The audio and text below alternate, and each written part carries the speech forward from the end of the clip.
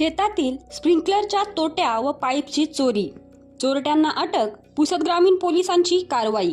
पुसद ग्रामीण police station अंतर्गत येत असलेल्या जामबाजार परिसरातील शेतशिवारातील शेतकऱ्यांच्या शेतातील पितळी स्प्रिंकलरच्या 44 तोट्या, प्लास्टिकचे 20 पाईप, अंदाजे किंमत 21,600 रुपयाचे साहित्य अज्ञात चोरट्यांनी चोरून नेल्याची तक्रार 7 मे रोजी फिर्यादी लक्ष्मण सखाराम सुकळकर यांनी पुसद ग्रामीण पोलीस ठाण्यात दिली होती।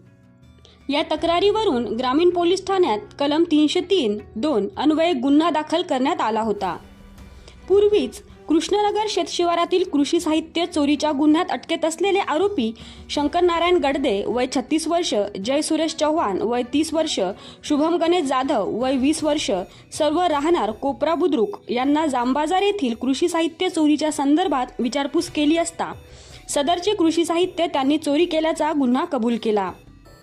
पुसद ग्रामीण पोलिसांमार्फत गुन्ह्यात चोरी गेलेले मालापैकी 20 नग स्प्रिंकलरच्या तोट्या व 20 नोझल असा एकूण 8,000 रुपयांचा मुद्देमाल जप्त करण्यात आलेला आहे।